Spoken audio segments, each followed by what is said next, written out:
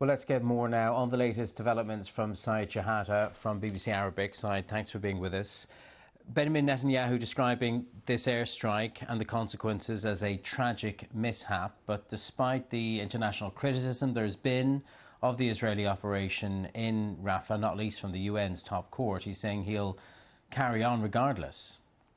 I think Mr. Netanyahu made it clear that he would carry on the offensive in Rafah and other places in Gaza until he achieves what he calls total victory over Hamas. But indicators on the ground since more than 7 months ago now, they couldn't dismantle, the Israeli army couldn't dismantle Hamas so far. There is 2 days ago, there is rockets coming from Rafah against in Tel Aviv, and even if there is no damage according to the Israeli authorities, but still the indicators on the ground show that Mr. Netanyahu could not so far to dismantle Hamas.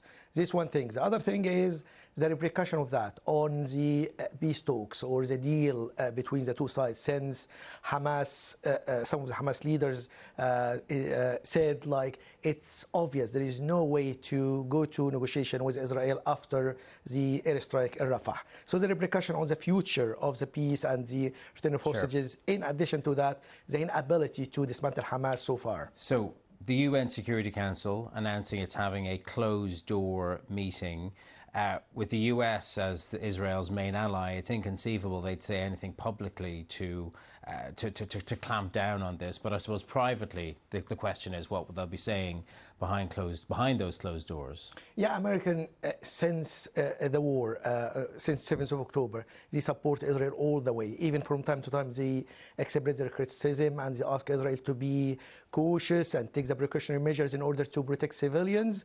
But at the same time, they clearly, the White House, the State Department, all of the American officials saying that Israel has the right to defend itself. But the problem is the repercussion of that. The incident in Rafah, make like at least 40 people killed and dozens, injured. So even with the precise, operation done by Israeli, still there is some casualties of that. And separate, or somewhat separate to this, there's been an incident on the border with Egypt. A soldier's been killed.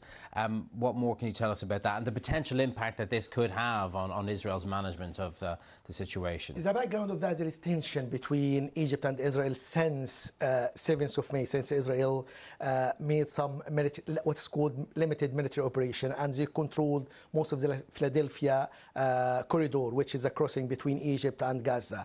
The incident happened. The latest about that, there is, according to Egyptian officials, a preliminary investigation mentioned that there is a fighting between Palestinian militant and the Israeli army, and the some Egyptian soldiers intervene in order to make there is say and there is control of the border. But still the investigation from the two sides to decide what's happening exactly. Shehata from BBC Arabic, thank you for joining us with that analysis.